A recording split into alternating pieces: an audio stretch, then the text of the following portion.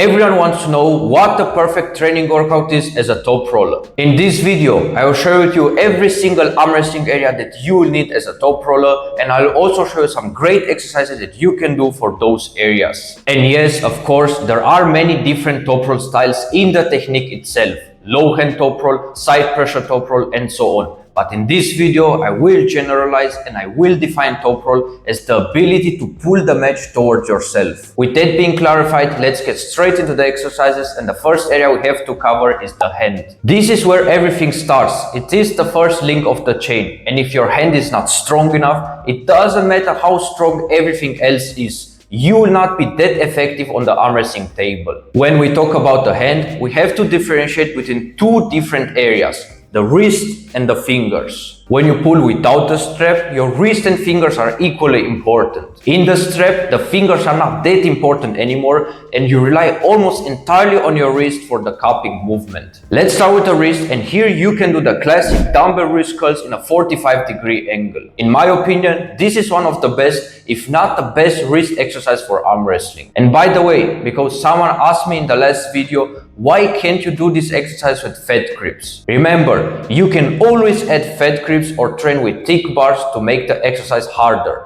as long as you don't have any pain in your wrist. If you have pain in your wrist because the bar or the handle is too thick, stop doing it. Otherwise, you will injure yourself. I also get this comment all the time where arm wrestlers say they got injured because the handle or the bar was too thick. So learn from their mistakes and stop doing exercises that produce pain. For the fingers, there are many different exercises you can choose from. One of them is wrist wrench curls at the pulley. You will do this exercise because the wrist wrench will put more pressure on your wrist and fingers than any other handle. But now comes the catch. Because you are doing this exercise as a top roller, an even better variation is to train it one-sided. For some top roll variations, you will have to cup very high, mostly with your index and middle finger. And that is exactly what this exercise teaches you. The second top roll strength we look at is back pressure. You apply your back pressure with the help of two main muscles, the back and the brachioradialis. And because of that, the best arm wrestling exercise for back pressure is pull-ups. I'm a huge fan of pull-ups because I avoided pull-ups for a very long time, thinking that they are not that good for arm wrestling. And what a huge mistake, because once I started to do pull-ups on a regular basis, my strength on the table started to take off really quickly. Because you are doing the pull-ups as a top roller, you will have to take a neutral grip. Pro tip here, I also like to use this handle, which will ensure that my elbows will stay inside my body, which is exactly what I need on the table. Pull-ups are really great, and I consider it to be a compound move for the sport of arm wrestling, because you will train your back, brachioradialis, and if you add a fat grip on the handle, even your wrist and fingers at the same time. But now let me give you some exercises that will isolate the back and the brachioradialis completely. For the brachioradialis, you can do hammer curls at the power rack. You could also use a preacher bench if you have one, but if not, just set up your power rack as shown in the video. It works extremely well. Many Georgians train this exercise regularly, and you can see how strong their back pressure is on the arm wrestling table. The only aspect you'll have to be careful with is to go down until your forearm is parallel to the floor. If you don't have a belt and you train in a regular gym, you can do the regular dumbbell hammer curls instead. For the back, you can do dumbbell back rows. This is another basic exercise, which is extremely effective for arm wrestling. When you do this one, you really have to make sure that you do the reps as clean as possible. Otherwise, you will not target your back properly. As we already discussed a moment ago, if it feels comfortable for you, use fat grips to make the exercise even harder. Another pro tip here, if you don't have fat grips, take a piece of an old towel, wrap it around the dumbbell a few times, and there you have the same effect. By the way, all the equipment you see in my videos is from Golden Grip, and with my code ALEX, you will get 10% off on any purchase you make at goldengrip.com. The link is down below. I will also give away two different arm wrestling handles, the Opti wrench and the wrist wrench. So if you are interested, stick around until the end of the video to find out more. Let's continue with pronation. For those of you who watch at least one of my pronation videos, you know that for me, pronation is the most important arm wrestling strength. As a top roller, it is one of your main weapons. First, let me give you an exercise that will combine your pronation with the back pressure,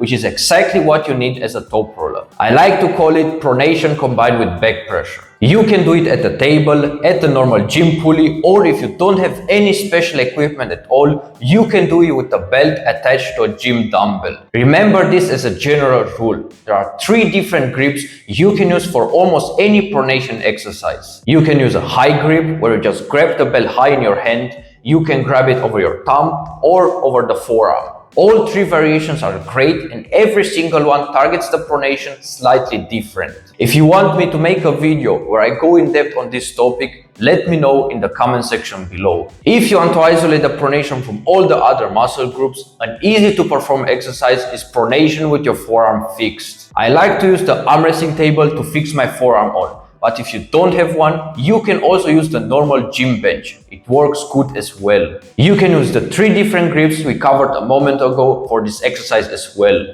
You only have to make sure you do it with control, and my tip for you is to hold the top position for 1 second. You will really feel your pronator muscle after you do this exercise, which is generally speaking very hard to target. The next area on the list is one that is overlooked by a lot of top rollers, and that is down pressure. You see this all the time, where top rollers take the wrist of the opponent entirely, but they cannot finish the match. This happens mostly because the top roller doesn't have the ability to finish the matches. Yes, of course, genetics play a big role in this. Some arm wrestlers just don't have a strong down pressure, but you can work on it and improve it as much as possible. For me, down pressure is also one of the 3 elements you will need in order to have a fully developed side pressure. The other 2 are side pressure pec to pec and internal rotation. For the down pressure, you can do the classic exercise down pressure at the pulley. I would recommend you to do this one with a power roller and not with a wrist wrench, because when you do this exercise with a wrist wrench,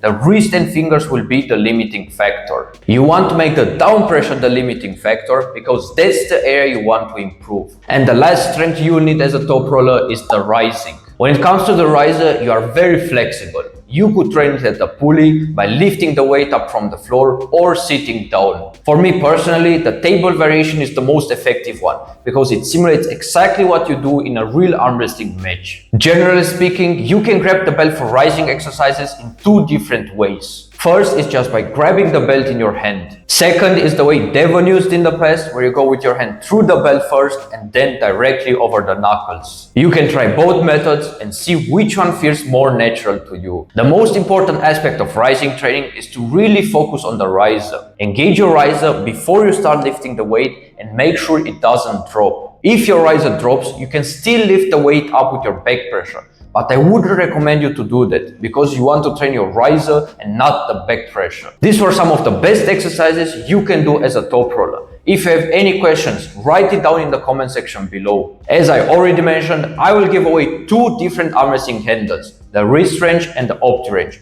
All you have to do is to go down to the video description and enter the giveaway. With that being said, keep your eyes on this channel. Great stuff is coming.